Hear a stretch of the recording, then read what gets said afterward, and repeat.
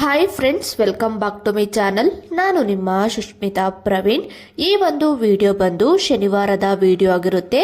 ನಾನಿಲ್ಲಿ ಇವತ್ತು ಮಸಾಲೆ ದೋಸೆನ ಮಾಡೋಣ ಅನ್ಕೊಂಡಿದ್ದೀನಿ. ಹಾಗೆ ಈ ಒಂದು ವಿಡಿಯೋದಲ್ಲಿ ನಾನಿವತ್ತು ಸ್ಕಿನ್ ಕೇರ್ ಮತ್ತೆ ಹೇರ್ ಕೇರ್ ರೊಟೀನ್ ತೋರ್ಸೋಣ ಅನ್ಕೊಂಡಿದ್ದೀನಿ. ಐ ಹೋಪ್ ಈ ಒಂದು ವಿಡಿಯೋ ನಿಮ್ಗೆ ಇಷ್ಟ ಆಗುತ್ತೆ ಅನ್ಕೊಂಡು ಈ ಒಂದು ವಿಡಿಯೋನ ನಾನು ಶುರು ಮಾಡ್ತಾ ಇದ್ದೀನಿ. ಇಷ್ಟ ಆದ್ರೆ ಪ್ಲೀಸ್ ಲೈಕ್ ಮಾಡಿ, ಹಾಗೆ ಸಬ್ಸ್ಕ್ರೈಬ್ ಮಾಡದೆ ಇನ್ನು ಯಾರೆಲ್ಲ ನೋಡ್ತಿದ್ದೀರಾ ಪ್ಲೀಸ್ ಸಬ್ಸ್ಕ್ರೈಬ್ ಮಾಡಿಕೊಂಡು ನನ್ನ ಒಂದು ವಿಡಿಯೋನ ಸಪೋರ್ಟ್ ಮಾಡಿ. ಫಸ್ಟ್ ನಾನಿಲ್ಲಿ ಮಸಾಲೆ ದೋಸೆನ ಮಾಡೋಕ್ಕೂ ಮುಂಚೆ ಆಲೂಗೆಡ್ಡೆ ಪಲ್ಯನ ಮಾಡೋಣ ಅಂದ್ಬಿಟ್ಟು ಫಸ್ಟ್ ನಾನಿಲ್ಲಿ ಆಲೂಗೆಡ್ಡೆನ ಈ ರೀತಿಯಲ್ಲಿ ಸಿಪ್ಪೆನೆಲ್ಲ ರಿಮೂವ್ ಮಾಡ್ಕೋತಾ ಇದ್ದೀನಿ. ಈ ಒಂದು ಟ್ರಿಕ್ಸ್ನ ನಾನು ಕೂಡ ಎಲ್ಲೋ ವಿಡಿಯೋದಲ್ಲಿ ನೋಡಿದ್ದೆ. ಸೊ ಅದಕ್ಕೋಸ್ಕರ ನಾನು ಈ ಟ್ರಿಕ್ಸ್ನ ಯೂಸ್ ಮಾಡಿಕೊಂಡು ಇವತ್ತು ಆಲೂಗೆಡ್ಡೆನ ಈಸಿಯಾಗಿ ಸಿಪ್ಪೆನ ಬಿಡಿಸ್ತಾ ಇದ್ದೀನಿ. ನಿಜವಾಗ್ಲೂ ಈ ಒಂದು ಟ್ರಿಕ್ಸು ತುಂಬಾನೇ ಯೂಸ್ಫುಲ್ ಆಯಿತು. 5 ನಿಮಿಷದಲ್ಲಿ ಆಗೋ ಕೆಲಸ ಒಂದು 2 ನಿಮಿಷದಲ್ಲಿ ಆಗೋಯ್ತು. ಅಷ್ಟು ಈಸಿಯಾಗಿ ಸಿಪ್ಪೆ ಎಲ್ಲ ರಿಮೂವ್ ಆಯ್ತು. ನೋಡ್ತಾ ಇರ್ಬೋದು, ಅಷ್ಟು ಆಲೂಗೆಡ್ಡೆನೂ ಕೂಡ ನಾನು ಒಂದು 2 ನಿಮಿಷದಲ್ಲಿ ರಿಮೂವ್ ಮಾಡಿದೆ. ಅಪ್ಪರ ಕ್ವಾಂಟಿಟಿಯಲ್ಲಿ ಮಾಡುವಾಗ ಈ ಒಂದು ಟ್ರಿಕ್ಸ್ ನ ನೀವು ಕೂಡ ಯೂಸ್ ಮಾಡಿ, ತುಂಬಾನೇ ಬೇಗನೆ ಆಗೋಗ್ಬಿಡುತ್ತೆ. ನೋಡ್ತಾ ಇರ್ಬೋದು, ಸ್ಮ್ಯಾಶ್ ಕೂಡ ಮಾಡೋ ಅವಶ್ಯಕತೆ ಇಲ್ಲ, ಅಷ್ಟು ಕ್ಲೀನ್ ಆಗಿ ಸ್ಮ್ಯಾಶ್ ಕೂಡ ಆಗಿದೆ. ನೋಡ್ತಾ ಇರ್ಬೋದು ಎಷ್ಟು ಕ್ಲೀನ್ ಆಗಿ ಸ್ಮ್ಯಾಶ್ ಆಗಿದೆ ಅಂತ. ಇದನ್ನ ನಾನು ಸೈಡ್ಗೆ ಎತ್ತಿಟ್ಕೋತೀನಿ. ಇಲ್ಲಿ ಒಂದು ಕಡಾಯಿಗೆ ನಾನು ಒಂದು 4 ರಿಂದ 5 ಸ್ಪೂನ್ ಆಗೋಷ್ಟು ಎಣ್ಣೆನ ಹಾಕೊಂಡು, ಎಣ್ಣೆ ಬಿಸಿ ಆದ ನಂತರ ಒಂದು ಸ್ವಲ್ಪ ಸಾಸಿವೆ ಹಾಕೊಂಡು, ಸಾಸಿವೆ ಸಿಡ್ ನಂತರ 1 ಸ್ಪೂನ್ ಆಗೋಷ್ಟು ಉದ್ದಿನ ಬೇಳೆನ ಹಾಕೊಂಡು ಚೆನ್ನಾಗಿ ಎಣ್ಣೆಲಿ ಫ್ರೈ ಮಾಡ್ಕೊತಾ ಇದ್ದೀನಿ.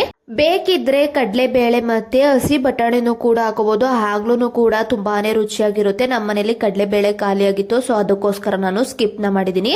ಚೆನ್ನಾಗಿ ಉದ್ದಿನ ಬೇಳೆ ಫ್ರೈ ಆದ ನಂತರ ಒಂದು 4 ರಿಂದ 5 ಮೆಣಸಿನಕಾಯಿನ ಕಟ್ ಮಾಡ್ಕೊಂಡು ಹಾಕೊಂಡು ಚೆನ್ನಾಗಿ ಎಣ್ಣೆಲಿ ಫ್ರೈ ಮಾಡ್ಕೊತಾ ಇದ್ದೀನಿ. ಮೆಣಸಿನಕಾಯಿ ಎಲ್ಲ ಫ್ರೈ ಆದ ನಂತರ ಒಂದು ಈರುಳ್ಳಿನ ಉದ್ದುದ್ದಕ್ಕೆ ಹೆಚ್ಕೊಂಡು ಅದನ್ನು ಕೂಡ ಹಾಕೊಂಡು, ಒಂದ್ ಸ್ವಲ್ಪ ಕರಿಬೇವು ಮತ್ತೆ ಒಂದ್ ಸ್ವಲ್ಪ ಉಪ್ಪನ್ನ ಹಾಕೊಂಡು ಚೆನ್ನಾಗಿ ಎಣ್ಣೆಲಿ ಫ್ರೈನ ಮಾಡ್ಕೊತಾ ಇದ್ದೀನಿ. ಈರುಳ್ಳಿ ಎಲ್ಲ ಚೆನ್ನಾಗಿ ಮೆತ್ಕಾಗ್ಬೇಕು, ಅಲ್ಲಿವರೆಗೂ ಚೆನ್ನಾಗಿ ಫ್ರೈನ ಮಾಡ್ಕೊಳ್ಳಿ. ನೋಡ್ತಾ ಇರ್ಬೋದು, ಈಗ ಚೆನ್ನಾಗಿ ಫ್ರೈ ಆಗಿದೆ. ಇದಕ್ಕೆ ಒಂದು ಟೊಮೊಟೊನ ಕಟ್ ಮಾಡ್ಕೊಂಡು ಸೇರಿಸ್ಕೊಂಡಿದ್ದೀನಿ. ಹಾಗೆ ಒಂದು ಅರ್ಧ ಸ್ಪೂನ್ ಆಗೋಷ್ಟು ಅಷ್ಟನ್ನು ಕೂಡ ಹಾಕೊಂಡು ಚೆನ್ನಾಗಿ ಎಣ್ಣೆಲಿ ಟೊಮೊಟೊ ಎಲ್ಲ ಮೆತ್ಕಾಗ್ಬೇಕು, ಅಲ್ಲಿವರೆಗೂ ಚೆನ್ನಾಗಿ ಫ್ರೈನ ಮಾಡ್ಕೋತೀನಿ. ನೋಡ್ತಾ ಇರ್ಬೋದು, ಈಗ ಕಂಪ್ಲೀಟ್ ಆಗಿ ಚೆನ್ನಾಗಿ ಫ್ರೈ ಆಗಿದೆ. ಇದಕ್ಕೆ ನಾನು ಆಲ್ರೆಡಿ ಏನ್ ಸಿಪ್ಪೆ ಬಿಡಿಸಿಟ್ಕೊಂಡಿದ್ದೆ ಈ ಒಂದು ಆಲೂಗೆಡ್ಡೆನ ಹಾಕೊಂಡು ರುಚಿಗೆ ತಕ್ಕಷ್ಟು ಉಪ್ಪನ್ನ ಹಾಕ್ಬಿಟ್ಟು ಕ್ಲೀನ್ ಆಗಿ ಈಗ ಎಲ್ಲದೂ ಕೂಡ ಹೊಂದ್ಕೋಬೇಕು, ಅಲ್ಲಿವರೆಗೂ ಕ್ಲೀನ್ ಆಗಿ ಈಗ ಮಿಕ್ಸ್ ನ ಮಾಡ್ತಾ ಇದ್ದೀನಿ. ಈ ತರ ಒಮ್ಮೆ ನೀವು ಕೂಡ ಟ್ರೈ ಮಾಡಿ, ತುಂಬಾನೇ ರುಚಿಯಾಗಿರುತ್ತೆ. ರೊಟ್ಟಿಗೆ ಮತ್ತೆ ದೋಸೆಗೆ, ಮಸಾಲೆ ದೋಸೆಗಂತೂ ಬೆಸ್ಟ್ ಕಾಂಬಿನೇಷನ್ ಅಂತಾನೆ ಹೇಳ್ಬೋದು. ಕ್ಲೀನ್ ಆಗಿ ಒಂದ್ಸಲ ಮಿಕ್ಸ್ ಮಾಡಾದ್ಮೇಲೆ ಕೊನೆಯಲ್ಲಿ ಒಂದ್ ಸ್ವಲ್ಪ ಕೊತ್ತಂಬರಿ ಸೊಪ್ಪು ಹಾಗೆ ಒಂದ್ ಸ್ವಲ್ಪ ಕಾಯಿ ತುರಿನ ಹಾಕ್ಬಿಟ್ಟು ಇನ್ನೊಮ್ಮೆ ನಾನು ಕ್ಲೀನ್ ಆಗಿ ಮಿಕ್ಸ್ ನ ಮಾಡ್ತಾ ಇದ್ದೀನಿ. ನೋಡಿದ್ರಿ ಅಲ್ವಾ, ಮಸಾಲೆ ದೋಸೆಗೆ ಹಾಕುವಂತಹ ಆಲೂಗೆಡ್ಡೆ ಪಲ್ಯನ ಯಾವ ರೀತಿಯಲ್ಲಿ ಸಿಂಪಲ್ ಆಗಿ ಮಾಡೋದು ಅನ್ನೋದನ್ನ ನಿಮ್ಗೆ ತೋರಿಸ್ಕೊಟ್ಟಿದ್ದೀನಿ. ಐ ಹೋಪ್ ಈ ಒಂದು ರೆಸಿಪಿ ನಿಮ್ಗೆ ಇಷ್ಟ ಆಗಿದೆ ಅನ್ಕೋತೀನಿ. ನೋಡ್ತಾ ಇರಬಹುದು, ಈಗ ರೆಡಿ ಆಗಿದೆ. ಇದನ್ನ ನಾನು ಸೈಡಿಗೆ ಎತ್ತಿಟ್ಕೋತೀನಿ.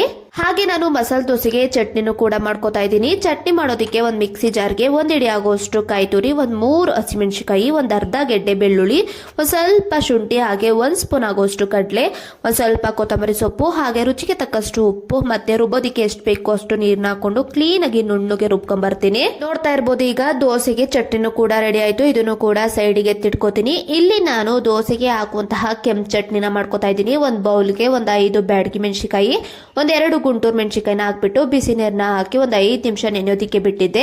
ಒಂದು 5 ನಿಮಿಷ ಮೆಣಸಿನಕಾಯಿ ನೆಂದಾದ್ಮೇಲೆ ಒಂದು ಮಿಕ್ಸಿ ಜಾರ್ಗೆ ನೆನೆಸಿದಂತಹ ಮೆಣಸಿನಕಾಯಿ, ಒಂದು ಅರ್ಧ ಗೆಡ್ಡೆ ಬೆಳ್ಳುಳ್ಳಿ, ಒಂದು ಅರ್ಧ ಇಂಚು ಶುಂಠಿ, ಒಂದು ಅರ್ಧ ಸ್ಪೂನ್ ಆಗೋಷ್ಟು ಜೀರಿಗೆ, ಹಾಗೆ ರುಚಿಗೆ ತಕ್ಕಷ್ಟು ಉಪ್ಪನ್ನ ಹಾಕ್ಬಿಟ್ಟು ಮೆಣಸಿನಕಾಯಿ ನೆನೆಸಿದಂತಹ ನೀರ್ನ ಹಾಕ್ಬಿಟ್ಟು ಈಗ ನುಣ್ಣಗೆ ರುಬ್ಕೊಂಡ್ ಬರ್ತೀನಿ. ನೋಡ್ತಾ ಇರ್ಬೋದು, ಮಸಾಲೆ ದೋಸೆಗೆ ಹಾಕುವಂತಹ ಕೆಂಪು ಚಟ್ನಿನೂ ಕೂಡ ರೆಡಿ ಆಗಿದೆ. ಇದನ್ನ ನಾನು ಸೈಡಿಗೆ ಎತ್ತಿಟ್ಕೋತೀನಿ. ಹಾಗೆ ನಾನು ನೈಟ್ ದೋಸೆಗೂ ಕೂಡ ರುಬ್ಬಿಟ್ಟಿದ್ದೆ. ನೋಡ್ತಾ ಇರ್ಬೋದು ಎಷ್ಟು ಕ್ಲೀನ್ ಆಗಿ ಹಿಟ್ಟು ಉಬ್ಬಿದೆ ಅಂತ, ತುಂಬಾನೇ ಚೆನ್ನಾಗಿ ಉಬ್ಬಿತ್ತು.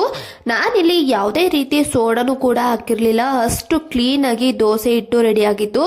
ಇದಕ್ಕೆ ನಾನೀಗ ರುಚಿಗೆ ತಕ್ಕಷ್ಟು ಉಪ್ಪನ್ನ ಹಾಕ್ಬಿಟ್ಟು ಕ್ಲೀನ್ ಆಗಿ ಈಗ ಮಿಕ್ಸ್ ನ ಮಾಡ್ತಾ ಇದ್ದೀನಿ. ನಾನು ಯಾವ ರೀತಿಯಲ್ಲಿ ದೋಸೆಗೆ ಅಕ್ಕಿನ ನೆನಾಕೋತೀನಿ ಅನ್ನೋದು ಬೇಕು ಅಂದ್ರೆ ನನಗೆ ಕಮೆಂಟ್ ಮಾಡಿ ತಿಳಿಸಿ, ಪರ್ಫೆಕ್ಟ್ ಅಳತೆಯಲ್ಲಿ ನಿಮಗೆ ತೋರಿಸ್ತೀನಿ. ನೋಡ್ತಾ ಇರ್ಬೋದು, ಈಗ ದೋಸೆ ಬ್ಯಾಟರ್ ಕೂಡ ರೆಡಿ ಆಗಿದೆ. ಈಗ ನಾನಿಲ್ಲಿ ದೋಸೆನ ಉಯ್ಯೋದಿಕ್ಕೆ ಒಂದು ತವೆನೂ ಕೂಡ ಇಟ್ಕೊಂಡು ಈಗ ದೋಸೆ ಹಿಟ್ಟನ್ನ ಈಗ ಹಾಕೊಂಡು ಕ್ಲೀನ್ ಆಗಿ ನಾನು ದೋಸೆನ ಹಾಕೋತಾ ಇದ್ದೀನಿ. ನಿಮಗೆ ದೋಸೆ ಮಾಡುವಾಗ ಒಂದು ಟ್ರಿಕ್ಸ್ ಕೂಡ ಹೇಳ್ಕೊಡ್ತೀನಿ. ಈ ರೀತಿಯಲ್ಲಿ ನೀವು ದೋಸೆನ ಇವಾಗ ಹೈ ಫ್ಲೇಮಲ್ಲಿ ಇಟ್ಕೊಳ್ಳಿ. ಅದೇ ಬೇಯುವಾಗ ನೀವು ಮೀಡಿಯಂ ಫ್ಲೇಮಲ್ಲಿ ಇಟ್ಕೊಂಡು ನೀವು ನಿಧಾನಕ್ಕೆ ಬೇಯಿಸ್ಕೋಬೇಕಾಗುತ್ತೆ. ಆಗ ತುಂಬಾನೇ ಕ್ರಿಸ್ಪಿಯಾಗಿ ಬರುತ್ತೆ ದೋಸೆ. ನೋಡ್ತಾ ಇರ್ಬೋದು, ಈಗ 1-2 ಸ್ಪೂನ್ ಆಗೋಷ್ಟು ಎಣ್ಣೆನೂ ಕೂಡ ಹಾಕೊಂಡಿದ್ದೀನಿ. ಮೀಡಿಯಂ ಫ್ಲೇಮಲ್ಲಿ ಬೇಯಿಸ್ಕೊಂಡಿದ್ಕೆ ನೋಡ್ತಾ ಇರ್ಬೋದು ಎಷ್ಟು ಕ್ರಿಸ್ಪಿಯಾಗಿ ಗೋಲ್ಡನ್ ಕಲರ್ ಅಲ್ಲಿ ಬಂದಿದೆ ಅಂತ ದೋಸೆ. ಈ ಟೈಮಲ್ಲಿ ನಾನು 1 ಸ್ಪೂನ್ ಆಗೋಷ್ಟು ಕೆಂಪು ಚಟ್ನಿನ ಹಾಕೊಂಡು ದೋಸೆಗೆಲ್ಲ ನಾನು ಈ ರೀತಿಯಲ್ಲಿ ಸ್ಪ್ರೆಡ್ ನ ಮಾಡ್ಕೋತೀನಿ. ಕಂಪ್ಲೀಟ್ ಆಗಿ ಕೆಂಪು ಚಟ್ನಿನ ಹಾಕೊಂಡಾದ್ಮೇಲೆ ಆಲ್ರೆಡಿ ನಾನು ಏನ್ ಮಾಡಿಟ್ಕೊಂಡಿದ್ದೆ ಆಲೂಗೆಡ್ಡೆ ಪಲ್ಯನ ಇದ್ರ ಮೇಲ್ಗಡೆ ಹಾಕೋತೀನಿ. ನೀವು ನೋಡಿರ್ತೀರಾ, ಮಸಾಲೆ ದೋಸೆನ ನಾವು ಹೋಟೆಲ್ ಅಲ್ಲಿ ತಿನ್ನುವಾಗ ದೋಸೆ ಒಳಗಡೆ ನಮಗೆ ಈ ರೀತಿಯಲ್ಲಿ ಆಲೂಗೆಡ್ಡೆ ಸ್ಟಫಿಂಗ್ಸ್ ನ ಕೊಟ್ಟಿರ್ತಾರೆ. ಸೊ ನಾನು ಕೂಡ ಮಸಾಲೆ ದೋಸೆನ ಮಾಡ್ತಿರೋದ್ರಿಂದ ಅದೇ ರೀತಿಯಲ್ಲಿ ನಾನು ದೋಸೆ ಮೇಲ್ಗಡೆ ಈ ರೀತಿಯಲ್ಲಿ ಆಲೂಗೆಡ್ಡೆ ಪಲ್ಯನ ಹಾಕೋತಾ ಇದ್ದೀನಿ. ಆಲೂಗೆಡ್ಡೆ ಪಲ್ಯನ ಹಾಕೊಂಡಾದ್ಮೇಲೆ ಈಗ ದೋಸೆನೂ ಕೂಡ ಎತ್ತುತ್ತಾ ಇದ್ದೀನಿ.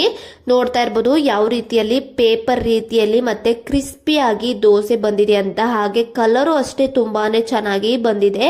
ಹಾಗೆ ನಾನು 1 ಸ್ಪೂನ್ ಆಗೋಷ್ಟು ಬೆಣ್ಣೆನೂ ಕೂಡ ಮೇಲ್ಗಡೆ ಈ ರೀತಿಯಲ್ಲಿ ಹಾಕೋತಾ ಇದ್ದೀನಿ. ಇನ್ನು ದೋಸೆನೂ ಕೂಡ ಒಂದು ಪ್ಲೇಟಿಗೆ ಎತ್ತಿಟ್ಕೋತಾ ಇದ್ದೀನಿ. ಇದೇ ರೀತಿಯಲ್ಲಿ ನಾನು ಮತ್ತೊಂದು ಕೂಡ ದೋಸೆನ ಮಾಡ್ಕೊಂಡೆ. ನೋಡಿದ್ರಿ ಅಲ್ವಾ ಯಾವ ರೀತಿಯಲ್ಲಿ ಸಿಂಪಲ್ ಆಗಿ ಹೋಟೆಲ್ ರೀತಿಯಲ್ಲಿ ಮಸಾಲೆ ದೋಸೆನ ಮನೆಯಲ್ಲೇ ಮಾಡಬಹುದು ಅನ್ನೋದನ್ನ ಈ ಒಂದು ವಿಡಿಯೋದಲ್ಲಿ ತೋರಿಸ್ಕೊಟ್ಟಿದ್ದೀನಿ. ಐ ಹೋಪ್ ಈ ಒಂದು ರೆಸಿಪಿ ನಿಮ್ಗೆ ಇಷ್ಟ ಆಗಿದೆ ಅಂತ ಅನ್ಕೋತೀನಿ. ಈ ಒಂದು ರೆಸಿಪಿನ ನೀವು ಕೂಡ ಮನೆಯಲ್ಲಿ ಟ್ರೈ ಮಾಡಿದ್ರೆ ಯಾವ ರೀತಿಯಲ್ಲಿ ಬಂತು ಅನ್ನೋದನ್ನ ನಂಗೆ ತಪ್ಪದೇನೆ ಕಮೆಂಟ್ ಮಾಡಿ ತಿಳಿಸಿ. Hi friends, welcome back to video. ನೋಡಿದ್ರಿ ಅಲ್ವಾ ಯಾವ ರೀತಿಯಲ್ಲಿ ಸಿಂಪಲ್ ಆಗಿ ಮಸಾಲೆ ದೋಸೆ ಮಾಡೋದು ಹಾಗೆ ಆಲೂಗೆಡ್ಡೆ ಪಲ್ಯನ ಮಾಡೋದು ಅನ್ನೋದನ್ನ ಈ ಒಂದು ವಿಡಿಯೋದಲ್ಲಿ ಶೇರ್ ಮಾಡಿದ್ದೀನಿ. ಐ ಹೋಪ್ ಈ ಒಂದು ರೆಸಿಪಿ ನಿಮ್ಗೆ ಇಷ್ಟ ಆಗಿದೆ ಅನ್ಕೋತೀನಿ. ಇಷ್ಟ ಆದ್ರೆ ಪ್ಲೀಸ್ ಲೈಕ್ ಮಾಡಿ, ಹಾಗೆ ನನ್ನ ಒಂದು ಚಾನಲ್ ಅನ್ನ ಸಪೋರ್ಟ್ ಮಾಡಿ. ಬನ್ನಿ ಈಗ ಮನೆಯಲ್ಲೇ ಯಾವ ರೀತಿ ಹೇರ್ ಕೇರ್ಗೆ ನಾನು ಹೇರ್ ಪ್ಯಾಕ್ ನ ರೆಡಿ ಮಾಡ್ಕೋತೀನಿ ಅನ್ನೋದನ್ನ ಈ ಒಂದು ವಿಡಿಯೋದಲ್ಲಿ ತೋರಿಸ್ಕೊಡ್ತೀನಿ. ಈ ಒಂದು ಹೇರ್ ಪ್ಯಾಕ್ ತುಂಬಾನೇ ಚೆನ್ನಾಗಿರುತ್ತೆ. ಹೇರ್ ಗ್ರೋತ್ ಆಗಿರ್ಬೋದು, ಹೇರ್ ಕೂಡ ಬೇಗನೆ ಗ್ರೋತ್ ಆಗೋದಕ್ಕೆ ಇದು ತುಂಬಾನೇ ಯೂಸ್ಫುಲ್ ಆಗುತ್ತೆ. ಮಸ್ಟ್ ಆಗಿ ಇದನ್ನ ಟ್ರೈ ಮಾಡಿ ಅಂತ ಕೇಳ್ಕೊತೀನಿ. ನೋಡ್ತಾ ಇರ್ಬೋದು ನನ್ನ ಕೂದಲಲ್ಲಿ ಯಾವ ರೀತಿಯಲ್ಲಿ ಬೇಬಿ ಹೇರ್ಸ್ ಬರ್ತಾ ಇದೆ ಅಂತ. ಈ ಒಂದು ಹೇರ್ ಪ್ಯಾಕ್ ನ ನೀವು ವೀಕ್ಲಿ ಒಂದ್ಸಲನಾದ್ರೂ ನೀವು ಟ್ರೈ ಮಾಡಿ. ತುಂಬಾನೇ ಚೆನ್ನಾಗಿ ನಿಮ್ಗೆ ರಿಸಲ್ಟ್ ಕೊಡುತ್ತೆ. ಹಾಗೆ ಹೇರ್ ಗ್ರೋತ್ ಅಷ್ಟೇ ತುಂಬಾನೇ ಬೇಗನೆ ಹೇರ್ ಗ್ರೋತ್ ಆಗುತ್ತೆ. ನಾನು ಯಾವ ರೀತಿಯಲ್ಲಿ ಮನೆಯಲ್ಲೇ ಮಾಡ್ತೀನಿ ಅನ್ನೋದನ್ನ ಈ ಒಂದು ವಿಡಿಯೋದಲ್ಲಿ ಶೇರ್ ಮಾಡ್ತೀನಿ. ಹಾಗೆ ಇನ್ಸ್ಟೆಂಟ್ ಆಗಿ ಗ್ಲೋಯಿಂಗ್ ಬರೋದಿಕ್ಕೆ ಹಾಗೆ ಟ್ಯಾನ್ ನ ರಿಮೂವ್ ಮಾಡೋದಿಕ್ಕೆ ಒಂದು ಬ್ಯೂಟಿಫುಲ್ ಆಗಿರುವಂತಹ ಫೇಸ್ ಪ್ಯಾಕ್ ವಿಡಿಯೋನು ಕೂಡ ಈ ಒಂದು ವಿಡಿಯೋದಲ್ಲಿ ತೋರಿಸ್ತೀನಿ. ಎರಡನ್ನೂ ಕೂಡ ಯಾವ ರೀತಿಯಲ್ಲಿ ಮಾಡ್ತೀನಿ ಅನ್ನೋದನ್ನ ಜಾಸ್ತಿ ಮಾತಾಡದೆ ತೋರಿಸ್ತೀನಿ. ಬನ್ನಿ. ಏರ್ ಪ್ಯಾಕ್ ನ ಮಾಡೋದಿಕ್ಕೆ ನಾನಿಲ್ಲಿ 2-3 ಸ್ಪೂನ್ ಆಗೋಷ್ಟು ಮೆಂತ್ಯನ ನಾನು ನೆನಾಕೊಂಡಿದ್ದೀನಿ.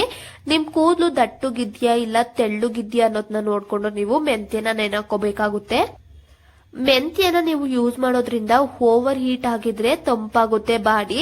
ಹಾಗೆ ಕೂದಲಲ್ಲಿ ಡ್ಯಾಂಡ್ರಫ್ ಏನಾದ್ರೂ ಇದ್ರೂ ಕೂಡ ಅದು ರಿಮೂವ್ ಆಗುತ್ತೆ. ಹಾಗೆ ಕೂದಲು ಅಷ್ಟೇ ತುಂಬಾನೇ ಸ್ಮೂತ್ ಆಗುತ್ತೆ.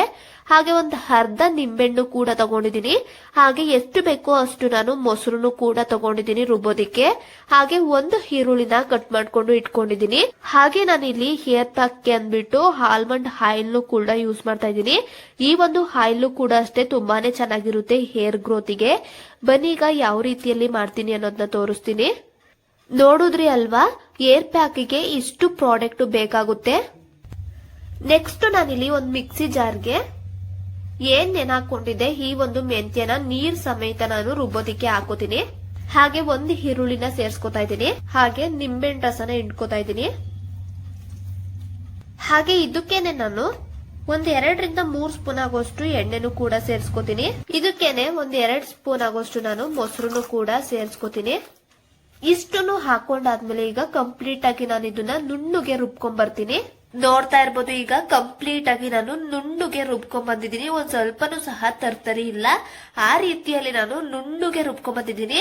ಬನ್ನಿ ಈಗ ಯಾವ ರೀತಿಯಲ್ಲಿ ತಲೆಗೆಲ್ಲ ಹಚ್ಚುತ್ತೀನಿ ಅನ್ನೋದನ್ನ ತೋರಿಸ್ತೀನಿ. ಬನ್ನಿ. ನೋಡ್ಕೊಂಡ್ ಬಂದಿರಿ ಅಲ್ವಾ ಯಾವ ರೀತಿಯಲ್ಲಿ ಹೇರ್ ಪ್ಯಾಕ್ ನ ಮಾಡೋದು ಅಂತ. ಹೇರ್ ಪ್ಯಾಕ್ ನ ಕೂದಲಿಗೆ ಹಚ್ಚೋಕು ಮುಂಚೆ ಕ್ಲೀನ್ ಆಗಿ ಕೂದಲನ್ನೆಲ್ಲ ಸಿಕ್ನ ಬಿಡಿಸ್ಕೊಳ್ಳಿ. ಆನಂತರ ನೀವು ಹೇರ್ ಪ್ಯಾಕ್ ನ ಹಚ್ಬೇಕಾಗುತ್ತೆ. ನೋಡ್ತಾ ಇರ್ಬೋದು, ನಾನು ಈಗ ಕಂಪ್ಲೀಟ್ ಆಗಿ ಕೂದಲನ್ನೆಲ್ಲ ಸಿಕ್ನ ಬಿಡಿಸ್ಕೊಂಡಿದ್ದೀನಿ. ಈಗ ಹೇರ್ ಪ್ಯಾಕ್ ನೆಲ್ಲ ಹಚ್ಚುತ್ತೀನಿ. ನೋಡ್ತಾ ಇರ್ಬೋದು, ಈ ರೀತಿಯಲ್ಲಿ ನಾನು ಕೂದಲನ್ನೆಲ್ಲ ಪಾರ್ಟಿಷನ್ ಮಾಡ್ಕೊಂಡಿದ್ದೀನಿ. ಹಾಗೆ ಏನ್ ರುಬ್ಬಿದೆ ಈ ಒಂದು ಪೇಸ್ಟ್ ನ ಈಗ ಕೂದಲಿಗೆಲ್ಲ ಹಚ್ಕೊಂಡ್ ಬರ್ತೀನಿ. ನೋಡ್ತಾ ಇರ್ಬೋದು ಎಷ್ಟು ಕ್ಲೀನ್ ಆಗಿ ಪೇಸ್ಟ್ ಆಗಿದೆ ಅಂದ್ರೆ ಒಂದ್ ಚೂರು ಕೂಡ ತರ್ತರಿ ಇಲ್ಲ, ಅಷ್ಟು ಕ್ಲೀನ್ ಆಗಿ ಪೇಸ್ಟ್ ಆಗಿದೆ. ಈ ರೀತಿಯಲ್ಲಿ ಸ್ವಲ್ಪ ಸ್ವಲ್ಪನೇ ತಗೊಂಡು ಏನ್ ಪಾರ್ಟಿಷನ್ ಮಾಡಿರ್ತೀವಿ ಇಲ್ಲಿಗೆಲ್ಲ ನಾವು ಹಚ್ಬೇಕಾಗುತ್ತೆ. ಈಗ ಯಾವ ರೀತಿಯಲ್ಲಿ ನಾನು ಪಾರ್ಟಿಷನ್ ಮಾಡ್ಕೊಂಡು ಹಚ್ಚಿದೆ ಅದೇ ರೀತಿಯಲ್ಲಿ ನಾನು ಕೂದ್ಲಿಗೆಲ್ಲ ಹಚ್ಕೊಂಡು ಬರ್ತೀನಿ. ನೋಡ್ತಾ ಇರ್ಬೋದು, ಈ ರೀತಿಯಲ್ಲಿ ಪಾರ್ಟಿಷನ್ ಮಾಡ್ಕೊಂಡು ಹಚ್ಕೊಂಡು ಕೂದ್ಲಿಗೆಲ್ಲ ಬರ್ತೀನಿ. ಈ ಒಂದು ಹೇರ್ ಪ್ಯಾಕು ತುಂಬಾನೇ ಚೆನ್ನಾಗಿದೆ. ನೀವು ಕೂಡ ಮನೇಲಿ ಟ್ರೈ ಮಾಡಿ. ಹಾಗೆ ಯಾವ ರೀತಿಯಲ್ಲಿ ರಿಸಲ್ಟ್ ಬಂತು ಅನ್ನೋದನ್ನ ನನಗೆ ತಪ್ಪದೇನೆ ಕಮೆಂಟ್ ಮಾಡಿ ತಿಳಿಸಿ. ನನಗಂತೂ ಇದು 100% ವರ್ಕ್ ಆಗುತ್ತೆ. ಸೊ ಅದಕ್ಕೋಸ್ಕರ ನಿಮ್ಗೂ ಕೂಡ ತೋರಿಸ್ತಾ ಇದ್ದೀನಿ. ಈ ಒಂದು ಹೇರ್ ಪ್ಯಾಕಿಗೆ ನಾವು ನ್ಯಾಚುರಲ್ ಪ್ರಾಡಕ್ಟ್ ನ ಯೂಸ್ ಮಾಡಿರೋದ್ರಿಂದ ನಮ್ಮ ಸ್ಕಾಲ್ಫಿಗೆ ಯಾವುದೇ ರೀತಿ ಡ್ಯಾಮೇಜ್ ಆಗೋದಿಲ್ಲ. ನನಗಂತೂ ಈ ಒಂದು ಹೇರ್ ಪ್ಯಾಕು 100% ರಿಸಲ್ಟ್ ಕೊಟ್ಟಿದೆ. ಸೊ ಅದಕ್ಕೋಸ್ಕರ ನಿಮ್ಗೂ ಕೂಡ ತೋರಿಸ್ತಾ ಇದ್ದೀನಿ. ಕಂಪ್ಲೀಟ್ ಆಗಿ ನಾನು ಕೂದ್ಲಿಗೆಲ್ಲ ಹಚ್ಕೊಂಡು ಸಿಗ್ತೀನಿ. ನಮ್ಮ ಪಾಪು ಫೋನ್ ನ ಎಳಿತಾ ಇದ್ದಾನೆ. ಸೊ ಅದಕ್ಕೋಸ್ಕರ ಕಂಪ್ಲೀಟ್ ಆಗಿ ನಾನು ಕೂದ್ಲಿಗೆಲ್ಲ ಹಚ್ಕೊಂಡು ಆಮೇಲೆ ನಿಮ್ಗೆ ಸಿಗ್ತೀನಿ. ನೋಡ್ತಾ ಇರ್ಬೋದು, ಈಗ ಕಂಪ್ಲೀಟ್ ಆಗಿ ಹೇರ್ ಪ್ಯಾಕ್ ನೆಲ್ಲ ಹಚ್ಚಾಗಿದೆ. ಈಗ ಸ್ಕಿನ್ ಕೇರ್ ಮಾಡೋದಿಕ್ಕೆ ಯಾವ ರೀತಿಯಲ್ಲಿ ಫೇಸ್ ಪ್ಯಾಕ್ ನ ಮಾಡ್ತೀನಿ ಅನ್ನೋದನ್ನ ಈ ಒಂದು ವಿಡಿಯೋದಲ್ಲಿ ಶೇರ್ ಮಾಡ್ತೀನಿ. ಬನ್ನಿ. ಫೇಸ್ ಪ್ಯಾಕ್ ನ ಮಾಡೋದಿಕ್ಕೆ ಒಂದ್ ಬೌಲಿಗೆ 1 ಸ್ಪೂನ್ ಆಗೋಷ್ಟು ನಾನಿಲ್ಲಿ ಕಡಲೆ ಹಿಟ್ಟನ್ನ ಸೇರಿಸ್ಕೊತಾ ಇದ್ದೀನಿ. 1/4 ಸ್ಪೂನ್ ಆಗೋಷ್ಟು ಗೋಪುರಂದು ಫೇಸ್ ಟರ್ಮರಿಕ್ ಪೌಡರ್ ನ ಯೂಸ್ ಮಾಡ್ತಾ ಇದ್ದೀನಿ. ಹಾಗೆ 1/4 ಸ್ಪೂನ್ ಆಗೋಷ್ಟು ಬ್ರೂ ನ ಯೂಸ್ ಮಾಡ್ತಾ ಇದ್ದೀನಿ. ಹಾಗೆ 1/2 ಸ್ಪೂನ್ ಆಗೋಷ್ಟು ಮೊಸರನ್ನ ಸೇರಿಸ್ಕೊತಾ ಇದ್ದೀನಿ. ಪ್ಯಾಕಿಗೆ ಎಷ್ಟು ಬೇಕು ಅಷ್ಟು ಮಾತ್ರ ನೀವು ಸೇರಿಸ್ಕೋಬೇಕಾಗುತ್ತೆ ಮೊಸರನ್ನ. ಇಷ್ಟನ್ನು ಹಾಕಾದ್ಮೇಲೆ ಕ್ಲೀನ್ ಆಗಿ ಒಂದ್ಸಲ ಮಿಕ್ಸ್ ಮಾಡಿ. ನೋಡ್ತಾ ಇರ್ಬೋದು, ಒಂದ್ ಸ್ವಲ್ಪ ಗಟ್ಟಿ ಅನಿಸ್ತಾ ಇದೆ. ಇನ್ನೂ 1/2 ಸ್ಪೂನ್ ಆಗೋಷ್ಟು ನಾನು ಮೊಸರನ್ನ ಸೇರಿಸ್ಕೊತಾ ಇದ್ದೀನಿ.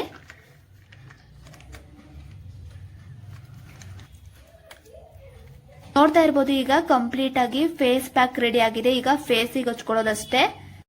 ಫೇಸ್ ಪ್ಯಾಕ್ ಹಚ್ಚೋಕು ಮುಂಚೆ ಕಂಪ್ಲೀಟ್ ಆಗಿ ನೀವು ಫೇಸ್ ನೆಲ್ಲ ಕ್ಲೀನ್ ಆಗಿ ಫೇಸ್ ವಾಶ್ ಮಾಡ್ಕೋಬೇಕಾಗುತ್ತೆ. ಆ ನಂತರ ನೀವು ಫೇಸ್ ಪ್ಯಾಕ್ ನ ಹಚ್ಬೇಕಾಗುತ್ತೆ. ಈ ರೀತಿಯಲ್ಲಿ ಈಗ ಸ್ವಲ್ಪ ಸ್ವಲ್ಪನೇ ತಗೊಂಡು ಫೇಸ್ಗೆಲ್ಲ ಹಚ್ಕೊಂಡು ಬನ್ನಿ. ಬೇಕು ಅಂದ್ರೆ ನೀವು ಬ್ರಷಿನ ಸಹಾಯದಿಂದಲೂ ಕೂಡ ಹಚ್ಕೋಬಹುದು. ನಾನೇನಿಲ್ಲಿ ಬ್ರಷ್ ನ ಯೂಸ್ ಮಾಡ್ತಿಲ್ಲ, ಕೈಯಿನ ಸಹಾಯದಿಂದಲೇ ನಾನು ಫೇಸ್ಗೆಲ್ಲ ನಾನು ಪ್ಯಾಕ್ ನ ಹಚ್ಕೋತಾ ಇದ್ದೀನಿ. ನೋಡ್ತಾ ಇರ್ಬೋದು, ಈಗ ಕಂಪ್ಲೀಟ್ ಆಗಿ ನಾನು ಫೇಸ್ಗೆಲ್ಲ ಹಚ್ಕೋತಾ ಇದ್ದೀನಿ. ಫೇಸ್ಗೆ ಮಾತ್ರ ಅಲ್ಲ, ನೀವು ಕುತ್ತಿಗೆಗೆ ಮತ್ತೆ ಕಿವಿಗೂ ಕೂಡ ಹಚ್ಕೋಬಹುದು. ಈ ರೀತಿಯಲ್ಲೇ ಹಚ್ಕೊಳ್ಳೋದ್ರಿಂದ ಈವನ್ ಆಗಿ ಒಂದೇ ಕಲರು ಕಾಣಿಸುತ್ತೆ. ನೋಡ್ತಾ ಇರ್ಬೋದು, ಈಗ ಕಂಪ್ಲೀಟ್ ಆಗಿ ಫೇಸ್ಗೆಲ್ಲ ಫೇಸ್ ಪ್ಯಾಕ್ ನ ಹಚ್ಚಾದ್ಮೇಲೆ ಒಂದು 10 ರಿಂದ 15 ನಿಮಿಷ ನಾನು ತಣ್ಣಗಾಗ್ಲಿಕ್ಕೆ ಬಿಡ್ತೀನಿ. ನೋಡ್ತಾ ಇರ್ಬೋದು, ಈಗ ಒಂದು 10 ರಿಂದ 15 ನಿಮಿಷ ಆದ್ಮೇಲೆ ಯಾವ ರೀತಿಯಲ್ಲಿ ಡ್ರೈ ಆಗಿದೆ ಅಂತ ಈಗ ಫೇಸ್ ವಾಶ್ ನ ಮಾಡ್ಕೊ ಬರ್ತೀನಿ. ನೋಡ್ತಾ ಇರ್ಬೋದು, ಯಾವುದೇ ರೀತಿ ಸೋಪ್ ಏನು ಬಳಸ್ತಾರೆ ನಾನು ಫೇಸ್ ವಾಶ್ ನ ಮಾಡ್ಕೊಂಡ್ಬಂದಿದ್ದೀನಿ. ಯಾವ ರೀತಿಯಲ್ಲಿ ಗ್ಲೋಯಿಂಗ್ ಆಗಿ ಕಾಣಿಸ್ತಾ ಇದೆ ಅಂತ. ಇನ್ನು ನಾನು ಕೂಡ ಫ್ರೆಶ್ ಅಪ್ ಆಗಿ ಶನಿವಾರ ಆಗಿದ್ರಿಂದ ವಾರನೂ ಕೂಡ ಈ ರೀತಿಯಲ್ಲಿ ನಾನು ಸಿಂಪಲ್ ಆಗಿ ಮಾಡ್ಕೊಂಡೆ. ಇನ್ನು ಆಲ್ರೆಡಿ ನಾನು ಹೇರ್ ಪ್ಯಾಕು ಹಚ್ಚಿರೋದ್ರಿಂದ ಯಾವ ರೀತಿಯಲ್ಲಿ ಕೂದಲು ಕಾಣಿಸ್ತಾ ಇದೆ ಅಂತಾನೂ ಕೂಡ ತೋರಿಸ್ತೀನಿ ನೋಡಿ.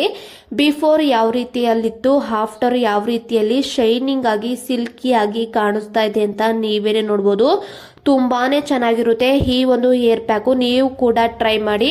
ಇವತ್ತಿನ ವಿಡಿಯೋ ಇದಾಗಿತ್ತು. ಐ ಹೋಪ್ ಈ ಒಂದು ವಿಡಿಯೋ ನಿಮ್ಗೆ ಇಷ್ಟ ಆಗಿದೆ ಅನ್ಕೋತೀನಿ. ಮುಂದಿನ ವಿಡಿಯೋದಲ್ಲಿ ಸಿಗ್ತೀನಿ. ಎಲ್ರಿಗೂ ಟೇಕ್ ಕೇರ್, ಬೈ ಬಾಯ್.